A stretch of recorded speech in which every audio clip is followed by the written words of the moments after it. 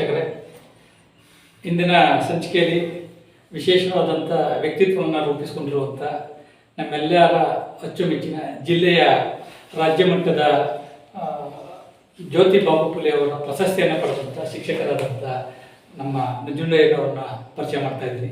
ಇಂದಿನ ವಿಶೇಷ ಯಾಕೆ ಅಂತ ಹೇಳಿದ್ರೆ, ಇವತ್ತು ಶಿಕ್ಷಕರು ಹೇಗಿರಬೇಕು ಅನ್ನುವಂಥದ್ದನ್ನು ನಾವು ನೋಡಿ ಕಲಿಬೇಕಾಗಿದೆ. ಮಕ್ಕಳನ್ನು ತಿದ್ದುವಂಥ ಈ ಒಂದು ಭಾರತದಲ್ಲಿ ಸತ್ಪ್ರಜೆಗಳನ್ನು ರೂಪಿಸುವಂಥ ಶಿಕ್ಷಕರು ಹೇಗಿರಬೇಕು ಅನ್ನುವಂಥ ಆಶೆಯೊಂದಿಗೆ ಇವತ್ತಿನ ವ್ಯಕ್ತಿತ್ವವನ್ನು ರೂಪಿಸಿಕೊಂಡಂಥ ನಂಜುಂಡಯ್ಯವ್ರನ್ನ ಪರಿಚಯ ಮಾಡಿಸ್ತಿದ್ವಿ. ಅವ್ರಿಗೆ ಪ್ರೀತಿಯ ಸ್ವಾಗತವನ್ನು ಬಯಸ್ತಿದ್ವಿ. ಸರ್ ನಮಸ್ಕಾರ. ನಂಜುಂಡಯ್ಯ ಸರ್, ಇವತ್ತು ನಮ್ಮ ಸಂಚಿಕೆಯಲ್ಲಿ ವಿಶೇಷವಾದಂಥ ಆಹ್ವಾನಿತರು ನೀವಾಗಿದ್ದೀರಿ. ಯಾಕೆ ಅಂತ ಹೇಳಿದ್ರೆ, ಶಿಕ್ಷಕರು ಅಂತ ಹೇಳಿದಾಗ ಸಮಾಜದಲ್ಲಿ ಗೌರವಕ್ಕೆ ಮನ್ನಣೆಯನ್ನು ಪಡೆದಂಥವ್ರು. ನೀವು ಇವತ್ತು ರಾಜ್ಯ ಮಟ್ಟದ ಮಹಾತ್ಮ ಜ್ಯೋತಿ ಬಾಬುಲಿ ಅವರ ಒಂದು ರಾಜ್ಯ ಮಟ್ಟದ ಪ್ರಶಸ್ತಿಯನ್ನು ಪಡ್ಕೊಂಡಿದ್ದೀರಿ. ಇಡೀ ಜಿಲ್ಲೆಗೆ ಇದು ಸಲ್ಲುವಂಥ ಗೌರವ ಅಂತ ಹೇಳ್ತಾ, ಈ ಒಂದು ಪ್ರಶಸ್ತಿ ಬರಬೇಕಾದ್ರೆ ನಿಮ್ಮ ಹಿಂದಿನ ಶ್ರಮ ಬಹಳಷ್ಟು ಇರ್ತದೆ. ಖಂಡಿತವಾಗಿಯೂ ಕೂಡ ಅದೆಲ್ಲ ನಾನು ಗಮನಿಸಿದ್ದೇನೆ. ಜೊತೆಗೆ ನಿಮ್ಮ ಕಾರ್ಯವೈಖರಿಯನ್ನು ಕೂಡ ನಾನು ಗುರುತಿಸಿದ್ದೇನೆ. ಇವೆಲ್ಲವೂ ಹೇಗೆ ಸಾಧ್ಯ ಆಗಿದೆ ಸರ್? ಹೇಗೆ ಸಾಧ್ಯ ಅಂದರೆ, ಅದು ಮೂಲವಾಗಿ ನಾನು ನನ್ನ ಸ್ವಂತ ಗ್ರಾಮ ಜ್ಯೋತಿಗುಂಡ್ಪುರ. ನನ್ನ ತಂದೆ ತಾಯಿಗಳು ದಿವಂಗತರು ಇಬ್ಬರು ಕೂಡ. ಮಲ್ಲಯ್ಯ ಅಂತೇಳಿ ನನ್ನ ತಂದೆ, ನನ್ನ ತಾಯಿ ಹೆಸರು ಚನ್ನಬಸವ ಅಂತೇಳಿ. ನಾನು ಕೆಲಸಕ್ಕೆ ಬರೋಕ್ಕೂ ಮೊದಲೇ SSC ಓದೋಕ್ಕೂ ಮೊದಲೇ ನನ್ನ ತಾಯಿ ಕಳ್ಕೊಂಡೆ. ತದನಂತರ ನನ್ನ ತಂದೆ, ನಮ್ಮ ಪೋಷಕರು ಅವರೆಲ್ಲ ನನ್ನ ಸಾಕಿ ಸಲಗಿ ನಮ್ಮದು ಟೀಚರ್ಸ್ ಮಾಡೋಕ್ಕೆ ಒಂದು ಅವಕಾಶ ಮಾಡಿಕೊಟ್ರು. ಟೀಚರ್ಸ್ ಬಂದದೇ ಒಂದು ಅನ್ಎಕ್ಸ್ಪೆಕ್ಟೆಡ್. ನಾನು ವೃತ್ತಿ ನಾನು ಇಷ್ಟಪಟ್ಟದ್ದು ಪತ್ರಿಕಾ ಪ್ರತಿನಿಧಿ ಆಗ್ಬೇಕಂತೇಳಿ ಮನೆಗೆ ಆಂದೋಲನ ಪೇಪರ್ ರೇಸ್ ಮಾಡೋಗಳ ನಮ್ಮ ಮೂಲ ಅನಿಸ್ತಾ ಇದೆ. 96-97 ಸಮಯದಲ್ಲಿ ರೇಸ್ ಮಾಡೋಕ್ಕೆ ನಾನು ವಾರ್ತೆಗಾರನಾಗಿದೆ. ಜೊತೆಗೆ ಅದು ನನಗೆ ತುಂಬ ಆಸೆ ಆಯಿತು. ಅನ್ಎಕ್ಸ್ಪೆಕ್ಟ್ ಆಗಿ ನಾನು ಟೀಚರ್ಸ್ ಮಾಡೋ ಒಂದು ಅವಕಾಶ ಸಿಕ್ತು. ಆವಾಗ ನಾನು 2 ವರ್ಷ ಅದು ಓದಿ ಚೆನ್ನಾಗಿ ಪಾಸ್ ಮಾಡಿದೆ. ತದನಂತರ ನನಗೆ 98ರಲ್ಲಿ ಅಪಾಯಿಂಟ್ ಆಯಿತು. ಫಸ್ಟು ಅಪಾಯಿಂಟ್ ಆದ್ದು ಅಶ್ನಾಪುರ ಅಂತೇಳಿ ನಮ್ಮೂರಿಗೆ 6 ಕಿಲೋಮೀಟ್ರು. ಅಲ್ಲಿಂದ 2006ವರೆಗೆ ಇದ್ದೆ. ಅಲ್ಲಿ ನನಗೆ ಸರ್ಕಾರ ಒಂದು ಆದೇಶ ಮೇರೆಗೆ ಏನು ಮಾಡ್ತು ಅಂತಂದರೆ ಹೆಚ್ಚುವರಿ ಆಗೋಯಿತು ಮಾರ್ಗದರ್ಶನ ಕಾಡಿಗೆ. ಹಾಗಾಗಿ ಟೂಳಿಪುರ ಅಂತೇಳಿ ಬಂದೆ. ಸುವರ್ಣವತಿ ಸೈಡ್ ಬರುತ್ತಲ್ಲ ಅದರಲ್ಲಿ ಅಲ್ಲಿ 5 ತಿಂಗಳಿದ್ದೆ. ಮತ್ತೆ ಹೆಚ್ಚುವರಿ ಮಾಡಿಬಿಟ್ರು ಅಲ್ಲಿ ನನಗೆ ಒಬ್ಬರು ಹೆಚ್ಚು ಬಂದ ಮೇಲೆ. ಅದಾದ ನಂತರ PW ಸ್ಕೂಲ್ ತಗೊಂಡೆ. ನಾನು PW ಸ್ಕೂಲ್ ತಗೊಂಡೆ, ಇಚ್ಛಾಪಟ್ಟು ತಗೊಂಡೆ. ಬಟ್ ಅಲ್ಲಿ ವರ್ಕ್ ಮಾಡ್ಬೇಕಂತ ಆಸೆ ಆಯಿತು. 4 ವರ್ಷ ಮಾಡಿದೆ. ನನಗೆ ತೃಪ್ತಿ ಸಿಗಲಿಲ್ಲ. ಮತ್ತೆ ಬೇರೆ ಶಾಲೆಗೆ ನಾವು ವರ್ಕ್ ಮಾಡೋಂಥ ಜಾಗ ಹೋಗ್ಬೇಕು ಅಂತ ಹೇಳಿದಾಗ ನನಗೊಬ್ಬರು ಮ್ಯೂಚುವಲ್ ಕೊಟ್ಟರು, SR ಮೇಡಮ್ ಅಂತೇಳಿ ಚೆನ್ನಪುರ ಮಾಡಿ. ಅಲ್ಲಿ ಸುಮಾರು 10ರಿಂದ 12 ವರ್ಷಗಳ ಕಾಲ ಮಾಡಿ ಭಾಳ ನನ್ನ ಶ್ರಮಪಟ್ಟು ಕೆಲಸ ಮಾಡಿದೆ. ಅಲ್ಲಿ ರಾಮ್ ಶೆಟ್ಟರ್ ಅಂತೇಳಿ HM ಅವರು, ಉಮೇಶ್ ಮತ್ತು ಕುಮಾರ್ ಮತ್ತು ಮಂಗಳೇಶ್ವರಂ ಅಂತೇಳಿ ತುಂಬ ಸಪೋರ್ಟ್ ಮಾಡಿದ್ರು. ಅಲ್ಲಿ ನನಗೆ ಯಾವ ರೀತಿ ಬೇಕು ಕೆಲಸ ಅದೆಲ್ಲವೂ ಕೂಡ ಮಾಡಿದೆ. ಜೊತೆಗೆ ನನ್ನ ಟೈಮಿಂಗ್ಸ್ ಏನಿಲ್ಲ. ಅಲ್ಲಿ ನಾವು 9 ಗಂಟೆಗೆ ಹೋಗ್ತಿದ್ದೆ, 6 ಗಂಟೆ 7 ಗಂಟೆ ಕೂಡ ಅಲ್ಲಿ ಪಾಠ ಪ್ರವಚನ ತೋರಿಸ್ಕೊಂಡು ಆ ಶಾಲೆ ಅಭಿವೃದ್ಧಿ ಬಗ್ಗೆ ತುಂಬ ವರ್ಕ್ ಮಾಡಿದ್ದೀನಿ. ಅದಾದ ನಂತರ ಇನ್ನೂ ಹೆಚ್ಚು ವರ್ಷ ಇರಬೇಕು ಅಂದ್ಕೊಂಡಿದ್ದೆ. ಆದರೆ ಮತ್ತೆ ಹೆಚ್ಚುವರಿ ಬಂತು ನನಗೆ ಕಡ್ಡಾಯ ಶಿಕ್ಷಣ ಅಂತ ಹೇಳಿ ಸರ್ಕಾರ ಒಂದು ಆಸೆ ಮಾಡಿ. ಹಾಗಾಗಿ ನಾನು ಅಲ್ಲಿಂದ 2018ರಲ್ಲಿ ಅಚ್ಚಟ್ಟಿಪುರಕ್ಕೆ ನಾನು ಹೆಸರೇ ಕೇಳಿರಲಿಲ್ಲ. ಇಲ್ಲಿಂದ 28 ಕಿಲೋಮೀಟರ್ ಆಗುತ್ತೆ. ಅಲ್ಲಿಗೆ ಹೋದೆ. ಅಲ್ಲಿ ಹೋದ ನಂತರ ನಾನು ಅಲ್ಲಿ 4 ವರ್ಷ ವರ್ಕ್ ಮಾಡಿದೆ. ನನ್ನ ಜೀವನದಲ್ಲಿ ತುಂಬ ಇಷ್ಟಪಡೋ ಪ್ಲೇಸ್ ಅಂದರೆ ಅಚ್ಚಟ್ಟಿಪುರ LPS. ಅಲ್ಲಿ ಬರೀ 30 ಕೊಳೆ ಇದೆ ಸರ್. 3 ಜನಾಂಗ 4 ಜನಾಂಗ ಇದ್ದಾರೆ ಅಷ್ಟೇ. ಆದರೂ ಕೂಡ ಬರೀ ನಾನು ಹೋಗಿದಾಗ 10 ಮಕ್ಕಳಿದ್ರು. ಆ 10 ಮಕ್ಕಳಿದ ನಂತರ ಏನಾಯಿತು ಅಂದರೆ ಬದುಕುತ್ತಾ ಕಡಿಮೆ ಆಯಿತು. ಸ್ಟ್ರೆಂತು ಮದುವೆಯಾಗಿ ಬೇರೆ ಕಡೆ ಉಂಟಾಗ್ತಾರೆ ಊರಲ್ಲಿ. ಹಾಗಾಗಿ ಎಲ್ಲ ಸಿಟಿಗೆ ಸೇರಿಸ್ಬಿಟ್ರು. ಹಾಗೆ ಮಕ್ಕಳು ಸ್ಟ್ರೆಂತ್ ಕಡಿಮೆ ಆದಾಗ ಏನು ಮಾಡೋದು ಅಂತೇಳಿ ನಾನು ಸ್ಕೂಲು ನನ್ನ ಕೈಯಲ್ಲಿ ಮುಚ್ಚಬೇಕಾಗುತ್ತಲ್ಲ, ಮುಚ್ಚಬಾರ್ದು, ತೆಗಿಬೇಕು ಒಬ್ಬ ಶಿಕ್ಷಕ ಯಾವ ಶಾಲೆಗಳನ್ನ ಅಂತೇಳಿ ಸುಮ್ಮನೆ ಒಂದು ಅಪ್ಲಿಕೇಶನ್ ಆಗಿದೆ. ಅದಾದ ನಂತರ ನನಗೆ ಅಪ್ಲಿಕೇಶನಲ್ಲಿ ಸಿದ್ದೇಶ್ವರ ಸಿಕ್ತು. ಆ ಸಿದ್ದೇಶ್ವರ ಶಾಲೆ ಹೋದಾಗ 7 ವರ್ಷ ಆಯಿತು. ಅಲ್ಲಿ ತುಂಬ ಉತ್ತಮವಾದ ಕೆಲಸ ಮಾಡೋಕ್ಕೆ ಒಂದು ಅವಕಾಶ ಸಿಕ್ತು ನನಗೆ. ನಾನು ಅಚ್ಚಟ್ಟಿಪುರದಲ್ಲಿ ಇದ್ದಾಗ ತುಂಬ ಕೆಲಸ ಮಾಡಿದೆ, ತುಂಬ ಕಡಿಮೆ ಅವಧಿ. ಹೇಗೆ ಅಂತಂದರೆ ಶಾಲೆ ಬಣ್ಣ ಗಿಣ್ಣ ಏನು ಸುಮಾರು ವರ್ಷಗಳಾಗಿತ್ತು ಹೊಸ ಬಿಲ್ಡಿಂಗ್ ಕಂಡು ಅಂತ. ಆವಾಗ ಏನಾಯಿತು ಅಂದ್ರೆ ನಂತರ ರೋಟರಿ ಸಂಸ್ಥೆಯವ್ರಿಗೆ ಅವ್ರು ಕಾಂಟ್ಯಾಕ್ಟ್ ಮಾಡಿದ್ರು. ನಮ್ಮ Narayana sir PT master Siddeshwara ಅವರ ಒಂದು ಸಹಕಾರದಿಂದ ಒಂದು ಅಪ್ಲಿಕೇಶನ್ ಹಾಕಿದೆ. ಅಲ್ಲಿ ಕೆಂಪನಪುರ ಮಾದೇಶ್ವರ ಅಂತೇಳಿ ಅವರು ನಮಗೆ ಬಣ್ಣ ಕೊಡ್ಸೋಕ್ಕೆ ಅವರು ರೋಟರಿ ಸಂಸ್ಥೆ ಕೊಡಿಸಿದ್ರು. ಭಾಳ ಅದ್ಭುತವಾಗಿ ಆ ಶಾಲೆಯನ್ನು ನವೀಕರಿಸ್ತೀವಿ ಬಂದು ಎಲ್ಲ ಬಿಟ್ಟು ಖುಷಿ ನೋಡಿಬಿಟ್ಟು ಇವರು ತುಂಬ ಉತ್ತಮವಾಗಿ ಇಲ್ಲೂ ಬಂದು ಕೆಲಸ ಮಾಡಿದ್ದಾರೆ ಅಂತೇಳಿ ಯಾಕೆ ಅಪ್ಲಿಕೇಶನ್ ಹಾಕ್ಬಿಟ್ಟು ಪ್ರಶಸ್ತಿ ಕೊಡ್ತಾರೆ, ನಾವೇ ಆಯ್ಕೆ ಮಾಡಬಾರ್ದು ರೋಟರಿ ಸಂಘ ಅಂತೇಳಿ ಅವರು ಕೂಡ ನನಗೆ ರೋಟರಿ ಸಂಸ್ಥೆ ಉತ್ತಮ ಶಿಕ್ಷಕ ಅಂತ ಪ್ರಶಸ್ತಿ ಕೊಟ್ಟರು ನನಗೆ 2027ರಲ್ಲಿ. ಅದಕ್ಕಿಂತ ಮೊದಲನೇ ಒಂದು ಪ್ರಶಸ್ತಿ ಅಂದರೆ ಜ್ಞಾನಜ್ಯೋತಿ ಅಂತ ಒಂದು ಪ್ರಶಸ್ತಿಯನ್ನು ಕೂಡ ಬೆಂಗಳೂರಿನಲ್ಲಿ ನಾನು ಚೆನ್ನೈಪುರ ವರ್ಕ್ ಮಾಡ್ಬೇಕಾದ್ರೆ ಅವರೇ ವಾಲಂಟಿಯರ್ ಆಗಿ ಬಂದು ನನ್ನ ಕೂರಿಸಿ ಅವರೇ ಕೊಟ್ಟರು 2 ಪ್ರಶಸ್ತಿ ಆಯಿತು. ಅಂದ್ರೆ ಏನು ಬಯಸದೆ ಬಂದ ಭಾಗ್ಯ. ನಾನು ಈ ಒಂದು ಜ್ಯೋತಿಬಾ ಫುಲೆ ಪ್ರಶಸ್ತಿಯನ್ನು ಇತ್ತೀಚೆಗೆ ನಾನು ಈ ಕಳೆದ ತಿಂಗಳಲ್ಲಿ ತಗೊಳ್ಬೇಕು ಅಂತಂದರೆ ನನಗೆ ಭಾಳ ಖುಷಿ ಆಯಿತು, ಆನಂದ ಆಯಿತು, ಸಂತೋಷ ಆಯಿತು. ಯಾಕಂದರೆ ನೀವು ಹೇಳಿದಾಗ ಬಯಸದು ಬಂದ ಭಾಗ್ಯ. ನಾನು ಯಾವತ್ತೂ ಕೂಡ ಪ್ರಶಸ್ತಿ ಪ್ರಿಯ ಅಲ್ಲ. ನಮಸ್ತೆ ಹೇಳಿ ಸರ್. ಸರ್, ಈಗ ನನಗೆ ಕಾಡ್ತಿರೋದು ಒಂದು ಪ್ರಶ್ನೆ ಏನು ಅಂತ ಹೇಳಿದ್ರೆ, ಕೆಲವರು ಎಲ್ಲರನ್ನ ಹೇಳಕ್ ಹೋಗಲ್ಲ, ಕೆಲವರು ಕುಟುಂಬದ ನಿರ್ವಹಣೆಗಾಗಿ ಅಥವಾ ಒಂದು ಜೀವನದ ನಿರ್ವಹಣೆಗಾಗಿ ವೃತ್ತಿ ಒಂದು ಕೆಲಸ ಬೇಕು, ಸರ್ಕಾರಿ ನೌಕರಿ ಒಂದು ನೀವು ಈ ಒಂದು ವೃತ್ತಿಯನ್ನೇ ಬೇಕು ಅಂತ ಆಯ್ಕೆ ಮಾಡ್ಕೊಂಡ್ರ ಅಥವಾ ನನ್ನ ಬದುಕಿಗೆ ಒಂದು ಆಧಾರ ಅಂತ ಆಯ್ಕೆ ಮಾಡ್ಕೊಂಡ್ರ ಸರ್? ಸುಮ್ಮನೆ ಜನರಲ್ ಆಗಿ. ಓಕೆ ಸರ್, ನಾನು ಈ ವೃತ್ತಿಯನ್ನ ನಾನು ಅನ್ಎಕ್ಸ್ಪೆಕ್ಟೆಡ್ ಆಗಿ ತಗೊಂಡದ್ದು. ನಾನು ಬೇರೆ ವೃತ್ತಿಗೆ ಹೋಗ್ಬೇಕು ಅಂತ ನನ್ನ ಕಾನ್ಸ್ಮಸ್ನು ಕೂಡ ನಾನು ಈ ವೃತ್ತಿ ಸಿಗುತ್ತೆ ಅನ್ಕೊಂಡಿಲ್ಲ. ವೃತ್ತಿ ಸಿಕ್ಕುವಂತೂ ಬಹಳ ಖುಷಿ ಆಯ್ತು. ಯಾಕಂದ್ರೆ ಇಲ್ಲಿ ಈ ಪ್ರತಿಯೊಬ್ಬ ವ್ಯಕ್ತಿಗೂ ಕೂಡ ಗೌರವ ಸಿಕ್ಕಂತ ಒಂದು ವೃತ್ತಿ ಅಂದ್ರೆ ಶಿಕ್ಷಕರು. ಯಾಕಂದ್ರೆ ಸಮಾಜದ ಕಣ್ಣು. ಆಮೇಲೆ ಮಕ್ಕಳಿಗೆ ನಾವು ಪಾಠ ಮಾಡಿದಿಲ್ಲ, ಅನ್ನದಾನ, ರಕ್ತದಾನ, ಕಣ್ಣುದಾನ ಅಂತ ಹೇಳಿದ್ರೆ ಅದರಲ್ಲಿ ವಿದ್ಯಾದಾನ ಬಹಳ ಶ್ರೇಷ್ಠವಾದ್ದು. ಅದರಲ್ಲೂ ಬಾಬಾ ಸಾಹೇಬರು ಮತ್ತು ಜ್ಯೋತಿಬಾ ಫುಲೆ ಅವರು ತಗೊಂಡಂತ ಜನಕ್ಕೆ ಅವ್ರು ಕೊಟ್ಟಂತ ಕೊಡುಗೆ, ಅವ್ರ ಹೋರಾಟ ಫಲವಾಗಿ ಅನುಭವಿಸ್ತಿದಾರಲ್ಲ, ಅದನ್ನ ಯಾಕೆ ನಾವು ಒಂದಷ್ಟು ಅದನ್ನ ಅಚೀವ್ಮೆಂಟ್ ಮಾಡ್ಬೋದು ಅಂತೇಳಿ ನಮ್ಗೆ ಆದಷ್ಟು ಇದನ್ನು ಮಾಡೋಕ್ಕೆ ಸಾಧ್ಯವಾಯಿತು. ಹಾಗಾಗಿ ನಾವು ಜ್ಯೋತಿಬಾ ಫುಲೆ ಪ್ರಶಸ್ತಿ ಸಿಗುತ್ತಂತ ನಾನು ಕನಸು ಎಣಿಸಲಿಲ್ಲ. ಆಗ ನಮ್ಮ ಪ್ರಾಥಮಿಕ ಶಾಲಾ ಶಿಕ್ಷಕರ ಸಂಘದ ಜಿಲ್ಲಾ ಕಾರ್ಯದರ್ಶಿ ಮಾಧವಸಿಂಗರು ಮತ್ತು ತಾಲೂಕು ರಾಮಸಿಂಗರು, ಮಾಧಪ್ಪನವರು ಮತ್ತು ಕೃಷ್ಣಮೂರ್ತಿ ಅವರು ಎಲ್ಲರೂ ಕೂಡ ಸಹಕಾರದಿಂದ ನನಗೆ ತುಂಬ ಈ ಪ್ರಶಸ್ತಿನ ಅವರು ಒಂದು ವಾರ 15 ದಿನ ಯೋಚನೆ ಮಾಡಿ ಅಳ್ದು ಸುರಿದು ಯಾರು ಕೊಟ್ಟರೆ ಸರಿಯಾಗುತ್ತೆ ಅಂತೇಳಿ. ಯಾಕಂದ್ರೆ ನಾನು ಜ್ಯೋತಿಬಾ ಫುಲೆ ಅವ್ರನ್ನ ಒಂದು ಅವ್ರ ಇತಿಹಾಸವನ್ನು ನಾವು ಮೈ ಉಳಿಸ್ಕೊಂಡು ಹಾಗಾಗಿ ಅವರೆಲ್ಲ ಕಂಡಿದ್ರು. ಆಮೇಲೆ ಶಾಲೆಗಳು ಬಂದು ನೋಡಿದ್ದಾರೆ ಸರ್. ಈಗ ಪ್ರಸ್ತುತ ಸಿದ್ದೇಪುರದಲ್ಲಿ ವರ್ಕ್ ಮಾಡ್ತಾ ಇದ್ದೀನಿ. ಖುಷಿ ಆಗ್ತಾ ಇದೆ, ಸಂತೋಷ ಆಗ್ತಾ ಇದೆ. ನಾನು ಇನ್ನೂ ಹೆಚ್ಚಿನ ರೀತಿಯಲ್ಲಿ ಕೆಲಸ ಮಾಡಬೇಕು ಅಂತ ನಾವು ಮಾಡ್ತಾ ಇದ್ದೀನಿ. ಅದಕ್ಕೆ ಸ್ಫೂರ್ತಿ ನಮ್ಮ ನಾರಾಯಣ ಸರ್ ಅಂತೇಳಿ ದೈಹಿಕ ಶಿಕ್ಷಕರು, ಅವರು ತುಂಬ ಸಹಕಾರ ಕೊಡ್ತಿದ್ದಾರೆ. ಅವರಿಗೆ ನಾನು ಸಹಕಾರ ಕೊಡ್ತೀನಿ. ನಮಗೆ ಇನ್ನೊಂದು ಪ್ರಶ್ನೆಯನ್ನು ಕೇಳಬೇಕು ಹೇಳಿದ್ರೆ, ಇವತ್ತು ಪ್ರಶಸ್ತಿ ಅನ್ನುವಂಥದ್ದು ಮರಾಠಿ ಕಿಟ್ಟಿಂಗ್ ಆಗಿದೆ. ಇವತ್ತು ಹಣ ಬಲವುಳ್ಳ ಅಂತಿದ್ರು, ರಾಜಕೀಯ ಬಲವುಳ್ಳ ಅಂತಿದ್ರು. ಸಹಜವಾಗಿ ನಾನು ಹೇಳ್ಬಾರ್ದು, ಆದ್ರೂ ಹೇಳ್ತೀನಿ, ವಾಸ್ತವ ಇರುವಂಥದ್ದು. ಅಂಥ ಸಂದರ್ಭದಲ್ಲಿ ಏನು ಕೂಡ ಅಪೇಕ್ಷೆ ಇದ್ದೇನೆ ಕೂಡ ನಿಮ್ಮ ಕೆಲಸವನ್ನ, ನೀವು ಮಾಡುವಂಥ ಕಾರ್ಯವೈಖರಿಯನ್ನು, ನಿರ್ವಹಣೆಯನ್ನ ಎಲ್ಲವನ್ನ ಗಮನಿಸಿ ನಿಮಗೆ ಈ ಒಂದು ಪ್ರಶಸ್ತಿ ಬಂದಂಥ ಸಂದರ್ಭದಲ್ಲಿ ನಿಮ್ಮ ಹೆಸರನ್ನ ಆಯ್ಕೆ ಮಾಡಿ ಈಗ ರಾಜ್ಯ ಮಟ್ಟಿಗೆ ಕಳಿಸಿದ್ದೀವಿ, ನೀವು ಅದನ್ನ ಸ್ವೀಕಾರ ಮಾಡಬೇಕು ಅಂತ ಸಂದರ್ಭದಲ್ಲಿ ನಿಮಗೆ ಕರೆ ಬಂದಂಥದ್ದು ಅಥವಾ ಹೇಳಿದಂಥ ಸಂದರ್ಭದಲ್ಲಿ ಯಾವ್ದೇ ಆದಂಥ ಸಂತೋಷ ಅಥವಾ ಯಾವ್ದೇ ಆದಂಥ ಆತಂಕ ಏನಾಯ್ತು ಸರ್ ಆ ಸಂದರ್ಭದಲ್ಲಿ? ಸರ್ ಆಶ್ಚರ್ಯ ಆಯ್ತು ನನಗೆ. ನಾನು ಈಗ ವಾಕ್ ಹೋಗ್ತಾ ಇದ್ದೆ, ನಮ್ಮ ಸ್ನೇಹಿತರು ಕೃಷ್ಣಮೂರ್ತಿ ಅಂತೇಳಿ ವಾಕ್ ಹೋಗ್ತಿದ್ವಿ. ಅವರು ನೋಡಪ್ಪ ನೋಡು, ಈ ಥರ ನಿಮಗೆ ಮಾದೇಶ್ ಅವರು ಫೋನ್ ಮಾಡಬೇಕು ಅಂತ ಹೇಳ್ತಾರೆ, ನಿಮಗೆ ಜ್ಯೋತಿಬಾ ಫುಲೆ ಪ್ರಶಸ್ತಿನ ರಾಜ್ಯ ಮಟ್ಟದಲ್ಲಿ ಘೋಷಿಸಿದ್ದಾರೆ, ನೀವು ಅದಕ್ಕೆ ನಿಮ್ಮ ಒಂದು ಫೋಟೋ ಅದೆಲ್ಲ ನೀವು ಕೊಡಬೇಕು ಅಂತ. ನನಗೆ ಆಶ್ಚರ್ಯ ಆಯಿತು. ಆಮೇಲೆ ಇಲ್ಲ ಅನ್ನೋಕ್ಕಾಗಲಿಲ್ಲ. ಯಾಕಂದರೆ 2 ಸಾರಿ ಸುಮಾರು ಬೇರೆ ಬೇರೆ ಸ್ನೇಹಿತರು ಪ್ರಶಸ್ತಿ ಕೊಡಂದಾಗ ನಾನು ನೆಗ್ಲೆಕ್ಟ್ ಮಾಡಿದೆ.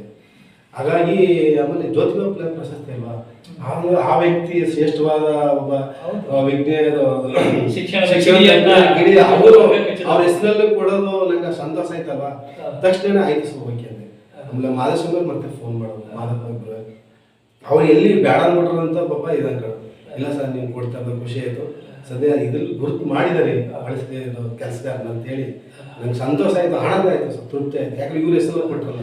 ಯಾಕೆ ಅಂತ ಹೇಳಿದ್ರೆ ಶಿಕ್ಷಣದ ಕಿಡಿಯನ್ನು ಹಿಂದುಳಿದ ವರ್ಗಕ್ಕೆ ದುರ್ಬಲ ವರ್ಗ ಶಿಕ್ಷಣದ ಮಹತ್ವವನ್ನೇ ತಿಳಿಸ್ಕೊಟ್ಟಂತ ಆ ವ್ಯಕ್ತಿಯ ಹೆಸರಿನಲ್ಲಿ ಕೊಡ್ತಾರಲ್ಲ, ಅದು ಬಹಳ ಖುಷಿ ಆಯಿತು. ಆಮೇಲೆ ದೊಡ್ಡ ಫಂಕ್ಷನ್ಸ್ ಅದು ಶೈಕ್ಷಣಿಕ ಸಮ್ಮೇಳನ ಅಂದ್ರೆ ಸುಮಾರು ಲಕ್ಷಾಂತರ ಜನ ಸೇರಿದ್ರು. ಎಲ್ಲಿ ಸರ್? ಅಲ್ಲಿ ಬೆಂಗಳೂರು ಅರಮನೆ ಮೈದಾನದಲ್ಲಿ ಸರ್.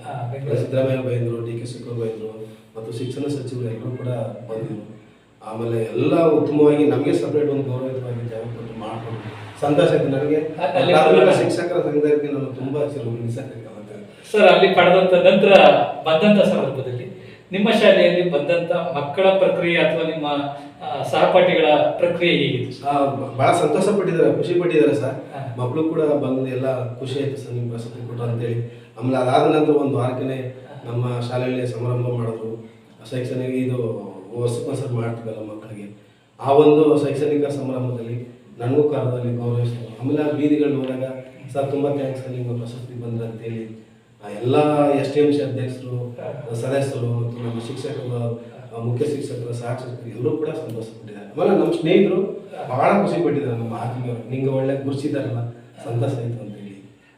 ಸರ್, ಈಗ ಇದ್ರ ನಡುವೆ ಕೂಡ ಬಹಳ ಖುಷಿ ಆಗ್ತಾ ಇದೆ. ನಾವು ಕೂಡ ನಿಮಗೆ ಈ ಸಂದರ್ಭದಲ್ಲಿ ನಮ್ಮ ವಾಹಿನಿ ಪರವಾಗಿ ಅಭಿನಂದನೆಗಳನ್ನ. ತುಂಬ ಥ್ಯಾಂಕ್ಸ್. ನನ್ನೊಂದು ಕರೆದು ನಿಮ್ಮ ವಾಹಿನಿಯಲ್ಲಿ ನಮ್ಮ ಒಂದು ಚಾನೆಲ್ನಲ್ಲಿ ನಮ್ಮನ್ನು ಕರೆದು ಒಂದು ಗೌರವಿತವಾಗಿ ಕಂಡಂತ ನಮಗೂ ಕೂಡ ತುಂಬ. ಸರ್, ಈಗ ಒಂದು ಕೊನೆಯದಾಗಿ ಕೇಳಬೇಕಾಗಿದೆ, ಒಂದು ಉತ್ತಮ ಶಿಕ್ಷಕರು ಅಂತ ನಾವು ಗುರುತು ಮಾಡಬೇಕಾದ್ರೆ ಆ ಶಿಕ್ಷಕರ ಗುಣಲಕ್ಷಣಗಳು ಹೇಗಿರಬೇಕು ನಮ್ಮ ಮಕ್ಕಳಿಗಾಗಿ, ನಮ್ಮ ಪ್ರೋತ್ಸಾಹ ನೋಡ್ತಿರುವಂತಹ ವೀಕ್ಷಕರಿಗಾಗಿ, ಪೋಷಕರಿಗೆ ಏನ್ ಹೇಳಲಿಕ್ಕೆ ಬಯಸ್ತೀವಿ? ಸರ್, ಮೇನ್ ಆಗಿ ಶಿಕ್ಷಕರಿಗೆ ಇರ್ಬೇಕಾದ್ರೆ ಆದರ್ಶ ಗುಣ ಇರಬೇಕು, ಪ್ರಾಮಾಣಿಕತೆ ಇರಬೇಕು, ಆಮೇಲೆ ವೃತ್ತಿಯಲ್ಲಿ ಆಮೇಲೆ ಸಮಯ ಪಾಲನೆ ಇರಬೇಕು. ನಾವು ಪ್ರೇಯರ್ ಇರಲೇಬೇಕು ಸರ್. ಪ್ರೇಯರ್ ಇಲ್ಲ ಅಂತಂದ್ರೆ ಅದು ಏನೋ ಒಂದು ನೋವಾಗುತ್ತೆ. ಪ್ರೇಯರ್ ಇದ್ಮೇಲೆ ಅದ ಕೆಲಸ ಆಯ್ತು ಅಂತ. ಆಮೇಲೆ ಮಕ್ಕಳು ನಮ್ಮನ್ನು ನಂಬ್ಕೊಂಡಿರ್ತಾರೆ, ಪೋಷಕರು ನಮ್ಮ ಕಳಿಸಿರ್ತಾರೆ, ಸರ್ಕಾರ ನಮ್ಮ ಸಂಬಳ ಕೊಡುತ್ತೆ. ಆದರೆ ನಾವು ಅದು ಯಾರು ಮೋಸ ಮಾಡ್ಬೋದು. ಮಕ್ಕಳು ನಮ್ಮ ನಂಬ್ಕೊಂಡು ಸಣ್ಣ ಮಕ್ಕಳಲ್ಲ, ಹಾಗಾಗಿ ಮಾಡಿದ್ದಾರೆ. ಮಕ್ಕಳಿಗೆ ನೋಡಿ, ಈಗ ಮೋಸ ಮಾಡಲ್ಲ ಅನ್ನೋದಕ್ಕೆ ಒಂದು ಉದಾಹರಣೆ ಏನಂತಂದರೆ, ಕನ್ನಡ ಮೀಡಿಯಮು ಎಲ್ಲ ನಮ್ಮ ಶಾಲೆಗಳಿರುತ್ತೆ. ಈಗ ಇತ್ತೀಚೆಗೆ ಇಂಗ್ಲೀಷು ಮಾಧ್ಯಮ ಅಂತ ಎಲ್ಲ ಆಗ್ಬಿಟ್ಟು ಈಗ ನಮ್ಮ ಶಾಲೆಗೆ ಒಂದು ಹೊಸದಾಗಿ 1ನೇ ಕ್ಲಾಸ್ ಇಂಗ್ಲೀಷ್ ಮೀಡಿಯಂ ಸ್ಟಾರ್ಟ್ ಮಾಡಿದ್ದಾರೆ. ಪ್ಲಸ್ ನಾನು ಕನ್ನಡ ಮೀಡಿಯಂ ಓದ್ಕೊಂಡಿದ್ದೆ. ಆದರೂ ನೀನು ಮಾಡಪ್ಪ ಅಂತೇಳಿ ಇಲಾಖೆಯಿಂದ ಆದೇಶ ಕೊಟ್ಟರು. ಆದರೂ ಕೂಡ ಈ ಕನ್ನಡ ಮೀಡಿಯಂ ಕೂಡ ಮಕ್ಕಳು ಮೋಸ ಆಗ್ಬೋದು ಅಂತೇಳಿ ನಾನೇ ಬೇರೆ ಸ್ನೇಹಿತರುಗಳ ದೊಡ್ಡ ಅಂತ ಎಲ್ಲ ತಿಳಿತಕ್ಕಂಥ ಇಂಗ್ಲೀಷ್ ಕಾಂಟ್ಯಾಕ್ಟ್ ಮಾಡಿ ಸ್ನೇಹಿತರನ್ನ ಇಂಗ್ಲೀಷ್ನಲ್ಲಿ ಪಾಠ ಮಾಡ್ಕೊಂಡು ಹೋಗಿ ಅವ್ರು ಎಣ್ಣೆ ಆಗಬಾರ್ದು ಅಂತೇಳಿ ಮಾಡ್ತಾಯಿದ್ದೆ. ಜೊತೆ ಪ್ರಾಮಾಣಿಕವಾಗಿ ಇರಬೇಕು ಸರ್. ಯಾವಾಗ ಮಕ್ಕಳಿಗೆ ನಾನು 5 ಗಂಟೆವರೆಗೂ ಶಾಲೆಯಲ್ಲಿ ಇರ್ತೀನಿ, 5:15 ಪರವಾಗಿಲ್ಲ. ಪೋಷಕರು ಅವಕಾಶ ಕೊಟ್ಟರೆ 6 ಗಂಟೆ ಹೊರಟು ಇದ್ದು ಪಾಠ ಮಾಡೋಂಥ ಒಂದು ಪ್ರಾಮಾಣಿಕತೆ ಬೆಳೆಸ್ಕೊಂಡಿದ್ದೀನಿ ಸರ್. ಈಗ ಮತ್ತೊಂದು ಸರ್, ಯಾಕೆಂದ್ರೆ ಶಿಕ್ಷಕರಾಗಿರೋದ್ರಿಂದ ಒಂದಷ್ಟು ನೋಡ್ತಾ ಇರೋದ್ರಿಂದ ನಿಮ್ಮಂತೆಯವರು ಬಹಳ ಸಿಕ್ಕುವಂತಿದ್ದು ಅಪರೂಪ, ಬೇರೆ ವ್ಯಕ್ತಿಗಳು ಸಿಗ್ತಾರೆ ಸರ್. ಇದರ ನಡುವೆನೆ ಕೂಡ ಸರ್ಕಾರಿ ಶಾಲೆ ಅಂತ ಹೇಳಿದ್ರೆ ಪೋಷಕರಲ್ಲಿ ಜನರಲ್ಲಿ ಒಂದು ಅಸಡ್ಡೆ, ಯಾಕೆ ಸೇರಿಸ್ಬೇಕು, ಅಲ್ಲಿ ಏನು ಹೇಳ್ಕೊಡಲ್ಲ ಅಂತೇಳಿ. ನಿಮ್ ನೋಡಿದಾಗ ಇಂಥ ಒಬ್ರು ತಮ್ಮ ವೃತ್ತಿಯಲ್ಲಿ ಮಕ್ಕಳಿಗಾಗಿ ನ್ಯಾಯಯುತವಾದಂತಹ ಪಾಠಗಳ ಮುಖಾಂತರ ಸ್ಫೂರ್ತಿದಾಯಕವಾಗಿರುವಂತಿದ್ದನ್ನು ನೋಡಿದಾಗ ಯಾಕೆ ಮಕ್ಕಳನ್ನ ಬೇರೆ ಖಾಸಗಿ ಶಾಲೆಗಳಿಗಾಗಿರ್ಬೋದು, ಆಂಗ್ಲ ಮಾಧ್ಯಮ ಶಾಲೆಗಳಿಗಾಗಿರ್ಬೋದು ಸೇರಿಸ್ತಿರ್ಬೋದು, ವೈಯಕ್ತಿಕವಾಗಿ ಏನು ಹೇಳಿ ಬಯಸ್ತೀವಿ? ವೈಯಕ್ತಿಕವಾದ ಸರ್, ನಾವು ಶಿಕ್ಷಕರಾದ್ಮೇಲೆ ನಮ್ಮ ಮಕ್ಕಳಂತೆ ತಿಳ್ಕೊಂಡು ಪಾಠ ಪ್ರವನ್ನ ತೋರಿಸ್ಕೊಂಡಾಗ ಪೋಷಕರಿಗೆ ಒಂದು ಖುಷಿ ಇರ್ತದೆ, ಸಂತೋಷ ಇರ್ತದೆ. ಆಮೇಲೆ ಅವ್ರಿಗೆ ನಾನು ಏನೋ ಟೀಚರ್ ಜೊತೆಲಿ ಬಿಟ್ಟಿದ್ದೀನಿ, ನನ್ನ ಮಕ್ಕಳನ್ನ ನೋಡ್ಕೊತಾರೆ ಅಂತೇಳಿ ಅವರು ಖುಷಿ ಪಡ್ತಾರೆ ಸರ್. ಹಾಗಾಗಿ ನಾವು ನಮ್ಮ ಶಾಲೆಗಳಲ್ಲಿ ನಮ್ಮ ಮಕ್ಕಳಂತ ನಾವು ಅವರನ್ನು ನೋಡ್ಕೊಂಡು ಪಾಠ ಪ್ರವಚನದಲ್ಲಿ ನೋಡಬೇಕು. ನನ್ನ ಉದ್ದೇಶ ಏನಪ್ಪ ಅಂದರೆ, ನಮ್ಮಲ್ಲಿ 24 ಮಕ್ಕಳು ಸೇರಿದ್ರೆ ಸರ್ 1ನೇ ಕ್ಲಾಸ್ಗೆ. ಆ ಮಕ್ಕಳು 24 ಮಕ್ಕಳು ಕಲಿಬೇಕು ಅನ್ನೋ ಆಸೆ ನನಗೆ. ಅದರಲ್ಲಿ ಒಂದು 10 ಮಕ್ಕಳಿಗೆ ಕಲಿಲ್ಲ ಅಂತಾಗ ತುಂಬ ಬೇಜಾರಾಗ್ತದೆ. ಹಾಗಾಗಿ ಮಕ್ಕಳಿಗೆ ನಾವು ಅನ್ಯಾಯ ಮಾಡಬಾರ್ದು, ಮೋಸ ಮಾಡಬಾರ್ದು, ವಂಚನೆ ಮಾಡಬಾರ್ದು. ಮಕ್ಕಳಿಗೆ ಅವ್ರು ಏನು ಕಲಿಕೆಯಲ್ಲಿ ತೊಡಗಿಸಬೇಕು ಅದನ್ನ ಸಂಪೂರ್ಣವಾಗಿ ನಮ್ಮ ಕೈಲಾದಷ್ಟು ಮಾಡಬೇಕು ಸರ್. ಮಾಡಬೇಕು ಸರ್. ಈಗ ಕೊನೆಯದಾಗಿ ಹೇಳಿ ಏನು ಅಂತ ಹೇಳಿದ್ರೆ, ಇದ್ರ ನಡುವೆ ಕೂಡ ಶಾಲೆಗಳನ್ನ, ಅದು ಸರ್ಕಾರಿ ಶಾಲೆಗಳನ್ನ ಸರ್ಕಾರ ಮುಚ್ಚುವಂತ ಪ್ರಯತ್ನಗಳು ಅಥವಾ ಬೇರೆ ಬೇರೆ ಶಾಲೆಗಳಿಗೆ ಮಿಲನ ಮಾಡುವಂಥದ್ದು, ಅಂದ್ರೆ ಸೇರ್ಪಡೆ ಮಾಡಿರುವಂಥದ್ದು ಆಗ್ತಾ ಇದೆ. ಇದೆಲ್ಲ ನಿಮಗೂ ಗೊತ್ತಿದೆ. ಇದಕ್ಕೆ ನೇರವಾಗಿ ಶಿಕ್ಷಕರದಿಂದ ತೊಂದರೆ ಆಗ್ತಾ ಇದೆಯೋ, ಪಾಠ ಮಾಡಲ್ಲ ಅಂತೇಳಿ, ಅಥವಾ ಮಾಡುವಂತ ನಿಮ್ಮಂತ ಶಿಕ್ಷಕರಿದ್ರು ಕೂಡ ಸರ್ಕಾರ ಇದನ್ನ ನಿಭಾಯಿಸ್ಲಿಕ್ಕೆ ಆಗ್ತಾ ಇಲ್ಲ, ನಾವು ಕೊಡಕ್ಕೆ ಆಗ್ತಾ ಇಲ್ಲ. ಈಗೆಲ್ಲ ಸರ್ಕಾರಿ ಯೋಜನೆಗಳನ್ನ ರೂಪಿಸ್ಕೊಂಡಿದೆ. ನಿಮ್ಮಲ್ಲಿ ಅನೇಕ ಯೋಜನೆಗಳು ಮಕ್ಕಳನ್ನ ಶಾಲೆಗೆ ಬರುವಂತ ಮಾಡ್ತಾ ಇದ್ದಾರೆ. ಹಾಲು ಕೊಡೋದಾಗಿರ್ಬೋದು, ಬಿಸಿ ಊಟ ಆಗಿರ್ಬೋದು, ಮತ್ತೊಂದು ಎಲ್ಲ ರೀತಿಯಾದಂತ ಕೊಟ್ಟರು ಕೂಡ ಎಲ್ಲೋ ಒಂದ್ ಕಡೆ ಮಕ್ಕಳು ಬೇರೆ ಹೋಗ್ತಿರುವಂತ ಸಂದರ್ಭದಲ್ಲಿ ಫಂಡಮೆಂಟಲ್ ಮೂಲ ಸೌಕರ್ಯಗಳು ಬರ್ತಾ ಇದ್ದಾಗೆ ಬರ್ತಾ ಇದ್ರು, ಅಥವಾ ಶಿಕ್ಷಕರು ಪಾಠ ಮಾಡ್ಲಿಕ್ಕೆ ಆಗ್ತಾ ಇಲ್ಲ ಅನ್ನೋ ಕಾರಣಕ್ಕಾಗಿ ಬರ್ತಾ ಇದ್ರು. ಇದು ನೇರವಾದಂತ ಪ್ರಶ್ನೆಗೆ ನಿಖರವಾದಂತ ಉತ್ತರ ಬೇಕು. ಇದರಲ್ಲಿ ಏನಪ್ಪಾ ಅಂದ್ರೆ, ಪೋಷಕರು ಯಾಕೆ ಅವ್ರಿಗೆ ಹೆಚ್ಚು ಬೇರೆ ಶಾಲೆಗೆ ಸೇರ್ತಂದ್ರೆ ಅವ್ರು ಇಂಗ್ಲಿಷ್ ಒಂದು ವ್ಯಾಮೋಹ ಜಾಸ್ತಿ ಅಲ್ವಾ. ಹಾಗಾಗಿ ನಮ್ಮ ಶಾಲೆಯಲ್ಲಿ ಇತ್ತೀಚೆಗೆ ತಮಗೆ ಮೊದಲೇ ಹೇಳಿದಾಗ ಇಂಗ್ಲೀಷನ್ನು ಈ ವರ್ಷದಿಂದ ಪ್ರಾರಂಭ ಮಾಡಿದ್ದೀವಿ ಸರ್. ಎಷ್ಟು ಮುಂದೆ ಜೂನಿಂದ LKG ಕೂಡ ಪ್ರಾರಂಭ ಮಾಡಿದ್ದೀವಿ. ಹಾಗಾಗಿ ನಮ್ಮ ಶಾಲೆಯಲ್ಲಿ ಯಾವ ಮಕ್ಕಳು ಹೊರಗಡೆ ಹೋಗೋಕ್ಕೆ ಬಿಡಬಾರ್ದು ಅನ್ನೋದು. ಜೊತೆಗೆ ನಮ್ಮ ಶಾಲೆ ಶಿಕ್ಷಕರು ನಾರಾಯಣ ಅವರು ಏನು ಮಾಡ್ತಿದ್ದಾರೆ, ಫೇಸ್ಬುಕ್ಕಲ್ಲಿ ಕಾಂಟ್ಯಾಕ್ಟ್ ಮಾಡಿ ಅನೇಕ ದಾನಿಗಳಿಂದ ಕೋಟ್ಯಾಂತರ ರೂಪಾಯಿ ದಾನಗಳ ಸಹಾಯದಿಂದ ನಮ್ಮ ಶಾಲೆಗೆ ಏನೇನು ಮೂಲ ಸೌಕರ್ಯ ಬೇಕು ಅದೆಲ್ಲೂ ಕೂಡ ಆಗಿದ್ದಾರೆ. ಎಷ್ಟೊಂದು ಸಹಕಾರ ಊರು ತುಂಬ ಸಹಕಾರ ಕೊಟ್ಟಿದ್ದಾರೆ. ಅಂಬೇಡ್ಕರ್ ಸಂಘದವರು ತುಂಬ ಸಹಕಾರ ಕೊಟ್ಟಿದ್ದಾರೆ. ಯಜಮಾನರಾಗಿರ್ಬೋದು, ಗ್ರಾಮ ಮುಖಂಡರಾಗ್ಬೋದು, ಎಸ್ಟೇಮ್ಸ್ ಅವರು ಎಲ್ಲ ಶಿಕ್ಷಕ ಬಂದ ಸಹಕಾರದಿಂದ ತುಂಬ ಚೆನ್ನಾಗಿ ಮಾಡ್ತೀವಿ. ಯಾಕಂದರೆ ಈಗ ಇಂಗ್ಲೀಷ್ ವ್ಯಾಮೋಹ ಆಗಿರೋದ್ರಿಂದ ಜನ ಕೇಳೋದು ಸಹಜ. ಅದು ಕನ್ನಡ ಮೀಡಿಯಮ್ ಇಂಗ್ಲೀಷ್ ಮೀಡಿಯಮ್ ಎರಡೂ ಬೇಕು. ಹಾಗಾಗಿ ಮಾಡ್ಕೊಂಡಿದ್ದೀವಿ. ಅವ್ರಿಗೆ ಮುಖ್ಯವಾಗಿ ಸಹ ತನ್ನ ಮಕ್ಕಳು ಪಾಠ ಪ್ರವೃತ್ತಿ ಚೆನ್ನಾಗಿ ಕಲಿಬೇಕು. ಅದನ್ನು ಮಾಡಿದ್ದಾರೆ ಶಿಕ್ಷಕರು ಸಕ್ಸಸ್. ಅದು ಮಾಡಿದ ನಂತರ ಏನಾಗ್ತದೆ, ಗೌರ್ಮೆಂಟ್ ಸ್ಕೂಲ್ ಸೇರಲ್ಲ. ಅವ್ರು ಇತ್ತೀಚೆಗೆ ಟೀಚರ್ಸ್ಗಳಿಗೆ ಬೇರೆ ಬೇರೆ ಕಾರ್ಯಗಳನ್ನು ತೊಡಗಿಸ್ತಾ ಇದ್ದಾರೆ ಸರ್ಕಾರ. ಅದು ಕಡಿಮೆ ಆಗ್ತದೆ ಸರ್. ಅವಾಗ ಸಂಪೂರ್ಣವಾಗಿ ಏನು ಮಾಡ್ತದೆ, ಮಕ್ಕಳು ಪಾಠ ಪ್ರವಚನಗಳಲ್ಲಿ ತೊಡಗಿಸ್ತಾ ಇದ್ದಾರೆ. ನಾವಂತೂ ಸಂಪೂರ್ಣವಾಗಿ 10 ಗಂಟೆಯಿಂದ ಸ್ಟಾರ್ಟ್ ಮಾಡಿದ್ರು ಸರ್, 4:00ವರೆಗೂ ಕೂಡ ನಾನು ಆ ಮಕ್ಕಳನ್ನ ಗೋರ ಕಡೆ ಪಾಠ ಮಾಡ್ತಿದ್ದೆ. ಹಾಗಾಗಿ ಆ ಮಕ್ಕಳನ್ನ ಬೇರೆ ಕಡೆ ಸೇರಿಸಕ್ಕೆ ಆಮೇಲೆ ನಾನು ಒಂದೇ ರಜಾಕರ ಪೋಸ್ಟ್ ನನಗೆ ಫೋನ್ ಮಾಡ್ತಾರೆ, ಸರ್ ಯಾಕೆ ಸರ್ ನೀವು ಬಂದಿಲ್ಲ, ಮಕ್ಕಳು ಹೇಗೆ ಕೇಳ್ತಾರೆ, ಸರ್ ಎಲ್ಲಿ ಹೋಗಿದ್ದೀನಿ ಅಲ್ಲಿ ಶಾಲೆಯಲ್ಲಿ ಏನಿದೆ, ಯಾವುದು ಸತ್ತ ಬರುತ್ತೆ ಎಲ್ಲ ಸರ್. ನಾನು ಮೇಜರ್ ಸಬ್ಜೆಕ್ಟು ಇದೆ ಸರ್. ನಾವು ಜನರಲ್ ಆಗಿ ಆಯ್ಕೆ ಇದ್ದರು. ಆದರೂ ಕೂಡ ಅವ್ರು ಏನು ಮಾಡಿದ್ದಾರೆ, GPT ಎಲ್ಲ ಬಂದ್ಬಿಟ್ರೆ ನಾವು 6ನೇಯಿಂದ 8 ಗಂಟೆ ಮಾಡಿ. ಹಾಗೆ ನಾವು ಲೋಯರ್ ಕ್ಲಾಸ್ಗೆ ಹೋಗ್ಬೇಕಂತ ಸಂದರ್ಭ ಬಂತು. ನಾನು ಯಾವ ಕ್ಲಾಸ್ ಕೊಟ್ಟರು ಮಾಡ್ತೀನಿ 1ರಿಂದ 8 ಗಂಟೆ. ನಾನು ಕನ್ನಡ ಮತ್ತು ಸೋಷಿಯಲ್ ಸಬ್ಜೆಕ್ಟ್ ಬಂದು. ಹಾಗಾಗಿ ಮಕ್ಕಳಿಗೆ ಸಂಪೂರ್ಣವಾಗಿ ಪಾಠಗಳನ್ನು ಸಂಪೂರ್ಣ ತೊಡಗಿಸ್ಕೊಂಡಿದ್ದೀನಿ. ವೀಕ್ಷಕರೇ, ಈಗ ನೀವು ನೋಡ್ತಾ ಇದ್ದೀರಿ, ಸರ್ಕಾರಿ ಶಾಲೆ ಅಂತ ಹೇಳಿದ್ರೆ ಎಲ್ಲ ಶಿಕ್ಷಕರು ಒಂದೇ ರೀತಿ ಇರೋದಿಲ್ಲ. ನೋಡಿ, ನಮ್ಮ ಚಾಮರಾಜನಗರ ಜಿಲ್ಲೆಯಲ್ಲಿ ರಾಜ್ಯ ಮಟ್ಟದ ಮಹಾತ್ಮ ಜ್ಯೋತಿ ಬಾಪುಲೆ ಅವರ ರಾಜ್ಯ ಮಟ್ಟದ ಪ್ರಶಸ್ತಿಯನ್ನು ಪುರಸ್ಕಾರವನ್ನು ಪಡ್ಕೊಂಡಂತಿವರು ನಂಜುಂಡಯ್ಯನವರು. ಹಾಗೆ ಕೂಡ ಮಕ್ಕಳನ್ನ ಬಹಳ ಪ್ರೀತಿಯಿಂದ ಪಾಠ ಪ್ರವಚನಗಳ ಮುಖಾಂತರ ಮಕ್ಕಳ ಮನಸ್ಸನ್ನ ಗೆದ್ದಂತಿವರು. ಹಾಗಾಗಿ ನಿಜವಾಗಿಯೂ ಕೂಡ ನಮ್ಮ ಜಿಲ್ಲೆಗೆ ಇದೊಂದು ಹಿರಿಮೆ ಅಂತಲೇ ಕೂಡ ಹೇಳ್ಬೋದು. ಇವರ ಕಾರ್ಯವೈಖರಿಗಳನ್ನು ನಾವು ಸಿದ್ದೇಶ್ವರ ಶಾಲೆಗಳಲ್ಲಿ ಖುದ್ದುವಾಗಿ ಭೇಟಿ ಮಾಡಿ ನೋಡಿದ್ದೀವಿ. ಅದ್ಭುತವಾದಂಥ ಶಾಲೆಗಳನ್ನು, ಉತ್ತಮ ವಾತಾವರಣ ನಿರ್ಮಾಣ ಮಾಡಿದ್ದಾರೆ. ಪೋಷಕರು ಕೂಡ ಅಷ್ಟೇ ಪ್ರೀತಿಯಿಂದ ನಂಜುಂಡು ಅಂತಲೂ ಕೂಡ ಕರೀತಾ ಇದ್ದಾರೆ. ಹಾಗಾಗಿ ಇಂಥ ಪ್ರೀತಿಯನ್ನು ಗಳಿಸಬೇಕು ಅಂತಂದರೆ ನಮ್ದು ಯಾವುದೇ ವೃತ್ತಿ ಆಗಿರಲಿ ಕೂಡ ಆ ವೃತ್ತಿಗೆ ನಾವು ಬದ್ಧತೆಯನ್ನು ತೋರಿಸಿದಾಗ, ಅದರಲ್ಲೂ ಕೂಡ ಶಿಕ್ಷಕರಾಗಿ ಭಾಳ ಸರಳ ಜೀವಿಗಳು, ಭಾಳ ಸೌಮ್ಯದವರು. ಈಗ ನೀವು ಮಾತಾಡುವಾಗಲೇ ಕೇಳ್ಬೋದು, ಯಾವತ್ತೂ ಕೂಡ ಈ ರೀತಿ ಇದ್ದಾಗ ನಾವು ಎಲ್ಲರೂ ಕೂಡ ಗೆಲ್ಲಲಿಕ್ಕೆ ಸಾಧ್ಯ ಆಗ್ತದೆ. ಬಯಸದ ಬಂದಂಥ ಭಾಗ್ಯ. ಯಾಕೆ ಅಂತ ಹೇಳಿದ್ರೆ ಎಲ್ಲರೂ ಕೂಡ ಇವರನ್ನ ಗುರುತು ಮಾಡಿ ಈ ಪ್ರಶಸ್ತಿಗೆ ಅರ್ಹರು ಅನ್ನುವಂಥದ್ದನ್ನ ಹಾಕೊಂಡು ಇವತ್ತು ಈ ಪ್ರಶಸ್ತಿಯನ್ನು ಗಳಿಸಿದ್ದಾರೆ. ನಿಜವಾಗಿಯೂ ಕೂಡ ಇವರಿಗೆ ಜವಾಬ್ದಾರಿಗಳು ಇನ್ನೂ ಹೆಚ್ಚಿದೆ. ನಿಮ್ಮ ಶಿಕ್ಷಣ ವೃತ್ತಿಯಲ್ಲಿ ನಿಮ್ಮ ಜವಾಬ್ದಾರಿಗಳು ಕೂಡ ಮುಂದೆ ಮಹತ್ವವನ್ನು ಸಾರಲಿ. ಇನ್ನೂ ಕೂಡ ಹೆಚ್ಚು ಹೆಚ್ಚು ಕೆಲಸಗಳನ್ನು ಮಾಡೋದ್ರ ಮುಖಾಂತರ ಇನ್ನೊಂದಷ್ಟು ನಿಮಗೆ ಸಮಾಜಕ್ಕೆ ಒಳ್ಳೆಯದಾಗಲಿ ಅಂತ ನಾನು ಬಯಸ್ತಾ ಈ ಕಾರ್ಯಕ್ರಮಕ್ಕೆ ಬಿಡು ಮಾಡ್ಕೊಳ್ಳೋದಕ್ಕೆ ನಮಸ್ಕಾರ. Thank you sir. Thank you.